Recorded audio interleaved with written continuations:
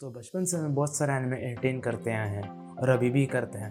तो guys team एआरजे पे आपका स्वागत है। आज हम बात करेंगे कुछ ऐसे एनिमेस पे जो इंडिया में सबसे ज़्यादा फेमस हैं। दोस्तों वीडियो शुरू करने से पहले आपको एक चीज़ बताना चाहूँगा, अगर आप इस चैनल में नए हैं सब्सक्राइब ज़रूर करें, क्योंकि नए आने हम लोग एनिमे के रिलेटेड वीडियोस बनाते रहते हैं। गाइस बचपन से एनिमे के कारण हम सब एंटरटेन होते हैं। अगर हम एनिमे की बात करें तो सब बच्चों से लेके बड़ों तक सब लोग ने एनिमे देखा है। कुछ एनिमे फेमस होते हैं, कुछ नहीं होते। तो हम इस वीडियो में बात करेंगे उन एनिमेस पे जो इंडिया में सबसे ज़्यादा फेमस हुए हैं। तो गाइस ज़्यादा टाइम ना लेते हुए चलो वीडियो का काउंटडाउन शुरू करते हैं। तो नंबर 15 पे है हमारे पास शिनचैन और डोरेमोन। अभी आप लोग ये सोच रहे होंगे कि दोनों साथ में क्यों है। हमने थोड़ी रिसर्च की, लोगों से पूछा और रिस्पॉन्स में यही मिला कि दोनों को ड्रॉ कंसिडर किया जाए, क्योंकि दोनों ही ना जवाब है और इसीलिए दोनों ड्रॉ हुए। ये दोनों इतने फेमस है कि आप दोनों में से एक तो देखा ही होगा। शिनचैन एक मस्तीखोर बच्चे की कहानी है जो हर जगह शरारत करता है। यह एनिमे पूरी शिनचैन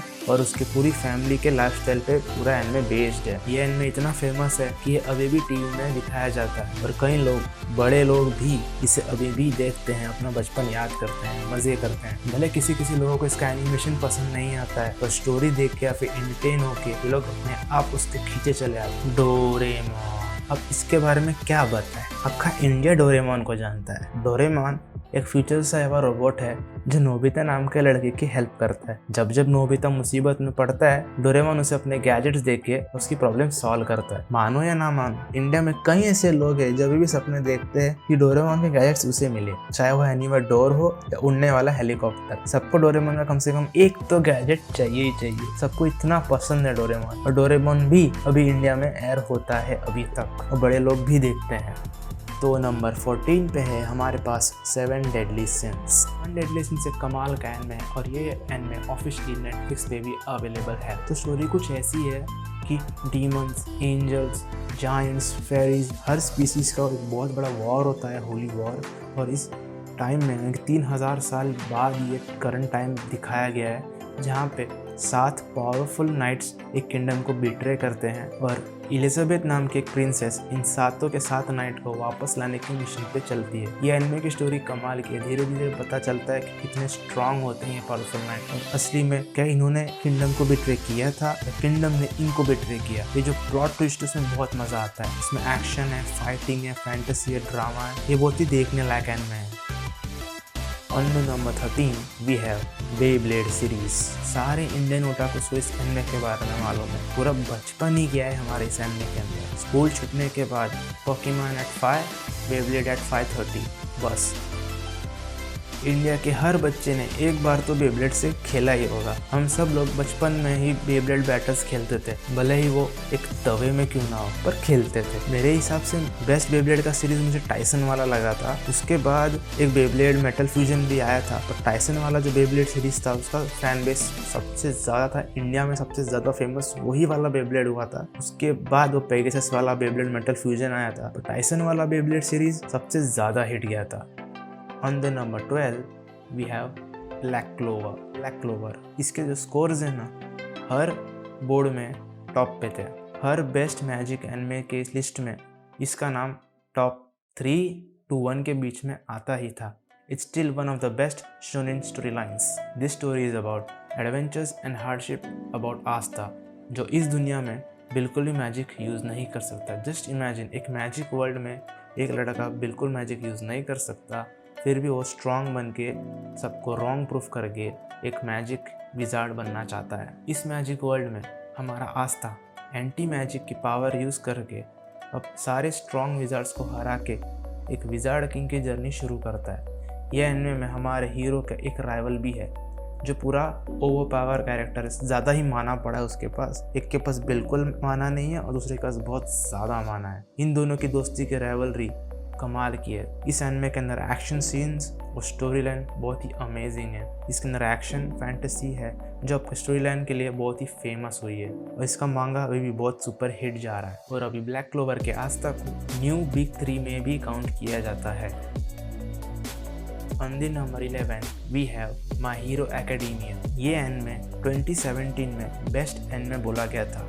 और अभी भी बहुत हिट है। इस एनिमे का प्लॉट ऐसा है कि ये एनिमे एक ऐसी वर्ल्ड में एग्जिस्ट करता है जहाँ लोगों के पास सुपर पावर्स होते हैं, या जस्ट लाइक एक्समैन। यहाँ लोग अपनी पावर को यूज़ करके कोई क्राइम करता है यानी कि विलन, या क्राइम से कोई लड़ता है यानी हीरो। इस दुनिया में 80% लोगों के पास पावर्स होती है। यहाँ लोग अपनी सुपर पावर्स को यूज़ करके क्राइम से लड़ते हैं और हीरोज़ बनते हैं, और उन लोगों का एक रैंकिंग होता है, लाइक 1 से लेके 10, या फिर बहुत बड़ा रैंकिंग सिस्टम चालू रहता है हीरोज़ का। तो हमारे मेन हीरो को नंबर 1 हीरो बनना होता है, और हमारा हीरो एक नॉर्मल ह्यूमन है। आई मीन लिटरली वो एक नॉर्मल ह्यूमन होता है, यानी कि वो एक पावरलेस ह्यूमन होता है और उसको नंबर 1 हीरो बनना होता है। यह स्टोरी है कैसे एक पावरलेस बंदा सबसे पावरफुल यानी नंबर 1 हीरो बनता है। तो नंबर 10 पे है हमारे पास फेरी टेल। फेरी टेल एक शोनिन बैटल सीरीज़ है जिसका बहुत बड़ा फैन बेस है। अभी जिसने भी कभी फेरी टेल नहीं देखा है उसे लगता है कि फेरी टेल्स वाला शो है, पर ऐसा कुछ भी नहीं है। अगर आप इसकी स्पेलिंग देखें तो आपको पहले ही पता चल जाएगा कि दोनों फेरी टेल्स में फ़र्क है। इस एनिमे की स्टोरी हमारे hero Natsu wizard guild fairy tale को फॉलो करती है। ये स्टोरी है उन विजार्ड्स की जो एक शहर में रहते हैं। इस दुनिया में कई गिल्ड्स हैं जहाँ विजार्ड्स आम लोग की दी गई रिक्वेस्ट पे काम करते हैं, जिसे पूरा करके उनको रिवॉर्ड्स के तौर पे पैसे मिलते हैं। फेरी टेल भी एक ऐसा ही गिल्ड है। नात्सु एक ड्रैगन स्लेयर है, यानी कि एक ऐसा विज़र्ड जो ड्रैगन को मार सकता है। वो एक इग्निल नाम के ड्रैगन की तलाश पे निकलता है और वो अपने फ्रेंड्स और फैमिली के लिए कुछ भी कर सकता है। इस एनिमे में कॉमेडी है, एक्शन है, रोमांस है, फैमिली है और फ्रेंडशिप का इम्पोर्टेंस भी बताया है। नंबर 9 पे है टोक्यो गूल। टोक्यो गूल ये एक सीधे साधे लड़के की कहानी है जिसका नाम केनेकी होता है। उसकी लाइफ मस्त चल रही होती है, पीसफुल होता है, सब मज़े में होता है। फिर एक लड़की आ जाती है जो उसकी पूरी लाइफ बिगाड़ देती है। उस लड़की का नाम रीजे होता है। वो उस लड़की के साथ एक डेट पर जाता है, पर वो लड़की ह्यूमंस को खाने वाली एक गूल होती है। रीजे बातों बातों में उसे एक सुनसान जगह ले जाती है और उसे पर अटैक कर देती है। पर उस अटैक में हमारा हीरो मरते मरते बच जाता है, पर बहुत ही जख्मी हो जाता है और रीजे उस हादसे में मर जाती है। फिर हमारे हीरो को बचाने के लिए एक डॉक्टर एक रिस्क उठाता है और गूल्स के ऑर्गन को हीरो में डाल देता है उसको जिंदा रखने के लिए। पर इस प्रोसेस में हमारा हीरो एक हाफ ह्यूमन और एक हाफ गूल बन चुका होता है। अब जिस तरह गूल्स लोग इंसान का शिकार करते हैं, गूल हंटर्स भी गूल्स का शिकार करते हैं। अब वो सर्वाइव कैसे करेगा, कैसे प्रॉब्लम्स को सॉल्व करेगा, इस एनिमे में गूल और गूल हंटर्स की बैटल्स कमाल की है। अब इन हंटर्स से, इन लोगों से बच के, छुप के वो कैसे सर्वाइव करेगा, यही इस एनिमे की स्टोरी है। अंदर नंबर 8 हमारे पास है अटैक ऑन टाइटन। एक ऐसा वर्ल्ड में रहते हैं जहाँ ह्यूमंस तो रहते ही हैं, पर उनके साथ साथ टाइटन्स भी रहते हैं। जिस तरह ह्यूमंस कुछ एनिमल्स को खाते हैं, उसी तरह टाइटन्स ह्यूमंस को खाते हैं। ह्यूमंस का एक ही मिशन है, सर्वाइव करो।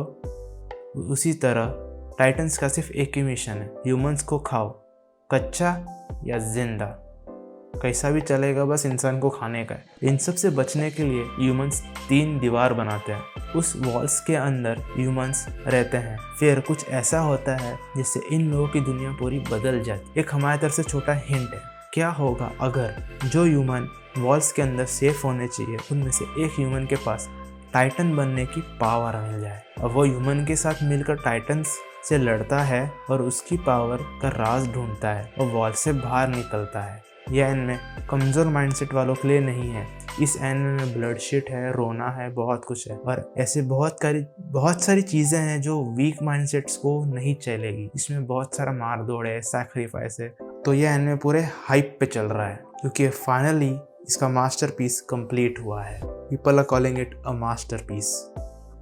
नंबर 7 पे हमारे पास है One Punch Man. One Punch Man. This story tells us about something being too much powerful can be so boring. अभी हम सबको टाइटल से पता है कि साइतामा अपने एक पंच से ही अपोनेंट्स को मार सकता है। मैटर नहीं करता कि वो कितना स्ट्रांग है, जीतने वाला हमारा हीरो ही है। फिर भी ये एनिमे बहुत देखते हैं लोग। बेहतरीन तरीके से इसका फाइट सीन दिखाया गया है जो देखने में मजा आता है, क्योंकि जो फ्लो है, फाइटिंग सीन्स है, उसको लोग एंजॉय करते हैं। हमें पता है कि कोई कितना भी स्ट्रांग हो, जीतने वाला हमारा हीरो ही है, फिर भी फाइट देखने पे हमको बोर नहीं होता। इस एनिमे के सबसे ज्यादा फेमस सीन्स है साइतामा का टेस्ट सीन और साइतामा वर्सेस जेनोस का फाइटिंग सीन। बहुत ही इंटरेस्टिंग स्टोरी है।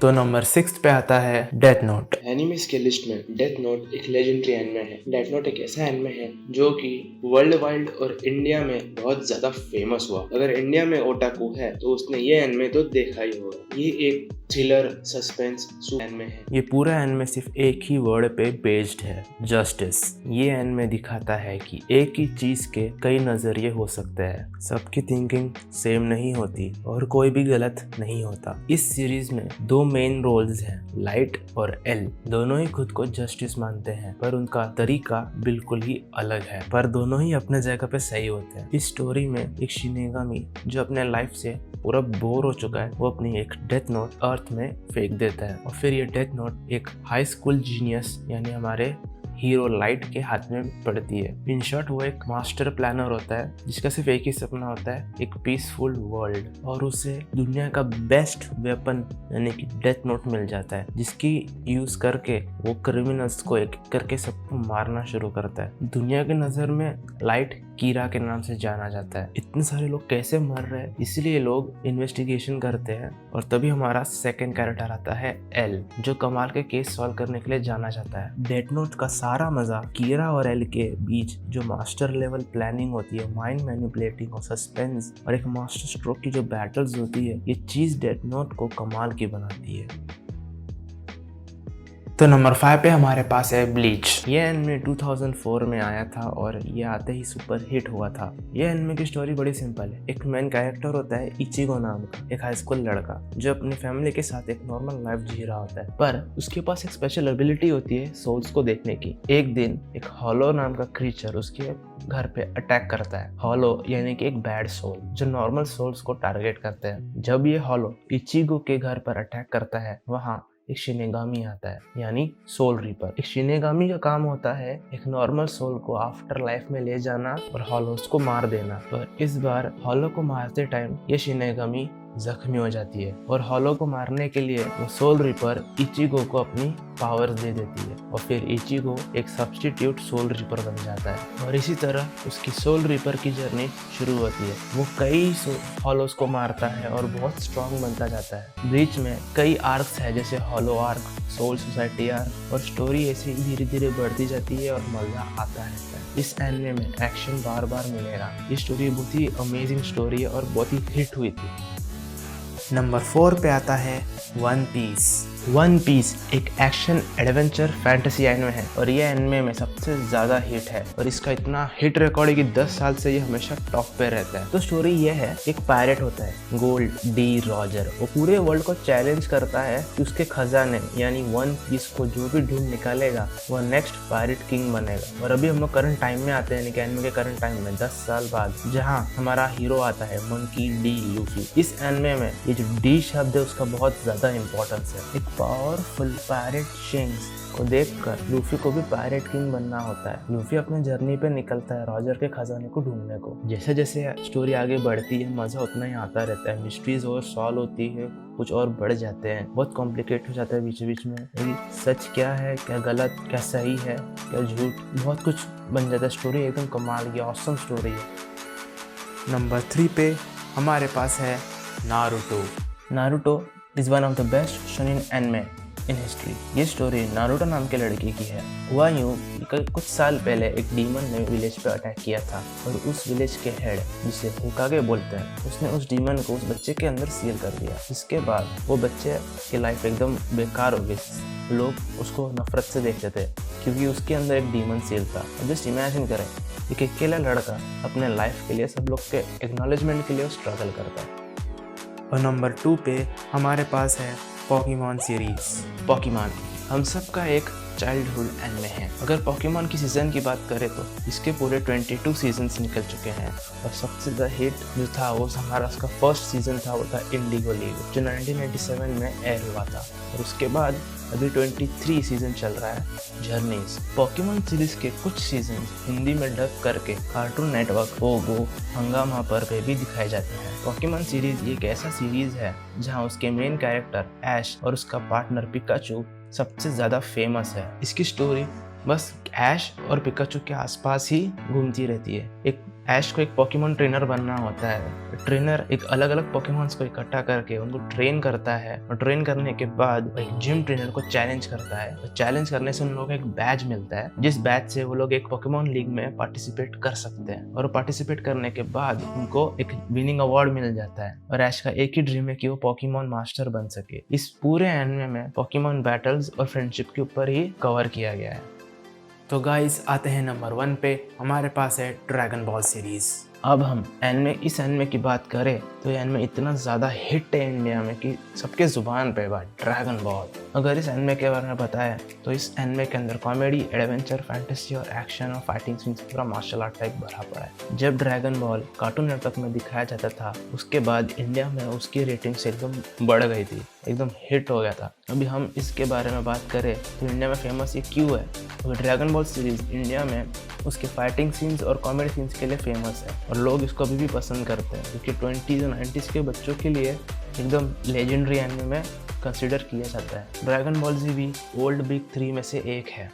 तो गाइस वीडियो को एंड करने का टाइम आ चुका है, पर मैं जाने से पहले अपने व्यूवर्स को एक चीज़ बताना चाहूँगा। अगर आपने इन एनिमेस को ट्राई नहीं किया है तो ट्राई ज़रूर करना चाहिए। भले आपको सालों लग जाए, महीनों लग जाए, पर आपको ये एनिमे देखने चाहिए। तो चलो वीडियो को एंड करते हैं। आपको वीडियो कैसा लगा कमेंट में ज़रूर बताना। वीडियो अच्छी लगी हो तो लाइक ज़रूर करना और नए वीडियोस के लिए सब्सक्राइब ज़रूर करना। हमारा चैनल एनिमे और मांगा के रिलेटेड वीडियोस ऐसे बनाता रहता है। तो चलो फिर मिलते हैं अगले वीडियो में किसी और टॉपिक पे।